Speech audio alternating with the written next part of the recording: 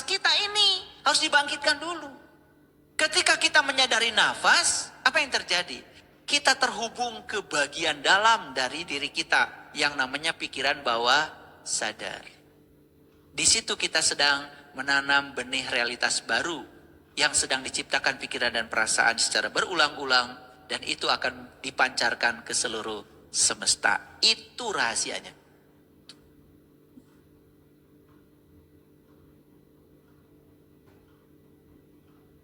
Inilah yang disebut dengan doa sejati.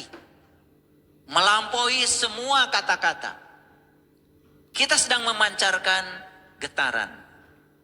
Memancarkan frekuensi. Nah, makin sering kita memancarkannya, makin kuat memancarkannya, makin besar energi yang kita pancarkan. Itu yang akan menimbulkan resonansi dengan alam semesta. Sehingga semua hal yang cocok dengan frekuensi kita akan datang. Maka resonansi itu apa? Ikut bergetarnya suatu benda akibat getaran benda lain. Karena ada kesamaan frekuensi. Nah, kalau yang kita pancarkan dari sini adalah yang negatif, yang datang yang negatif.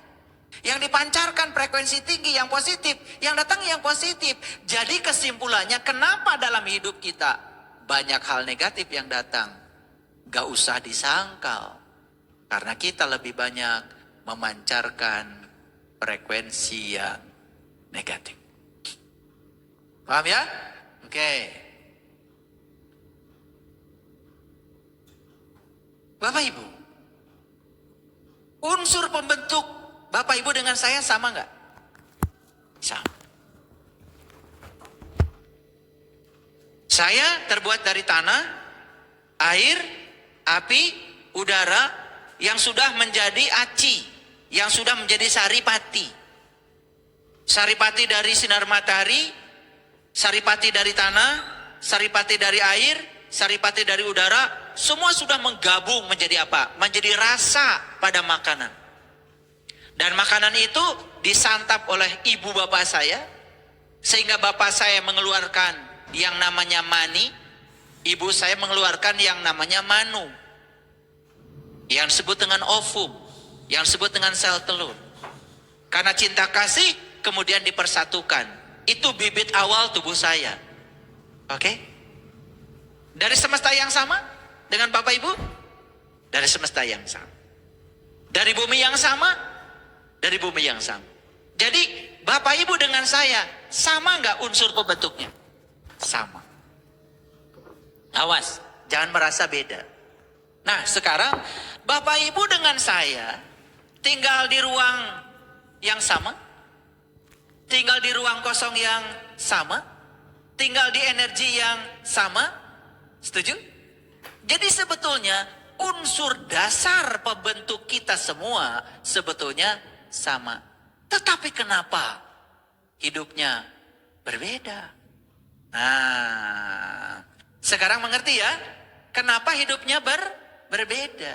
Makanya ayah hirup, saur orang Sunda mah, ayah hurip.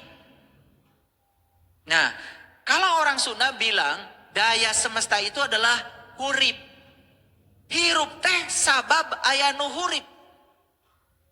Makanya ada kahuripan, ayah kahirupan.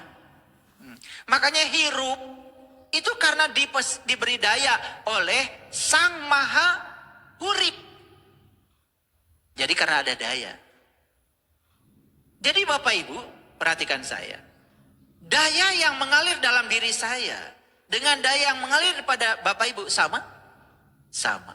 Kenapa? Karena kita mengambil energi dari ruang kosong yang sama lewat nafas. Apakah kita semua diberi waktu yang sama 24 jam? Sama. Nah, terus yang membedakan kita apa sebetulnya? Apa yang membedakan? Yang membedakan itu adalah kemampuan menggunakan potensi yang sama itu. Paham ya? Apa? Kemampuan menggunakan potensi yang sama itu. Tuh, sama semuanya. Ada yang bisa menggunakan potensi itu, ada yang tidak bisa.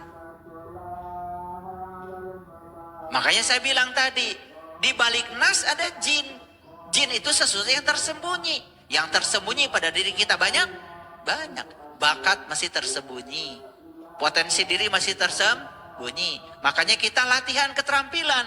Ada keterampilan vokasi. Ada keterampilan intelektual. Ada keterampilan emosi. Kan itu.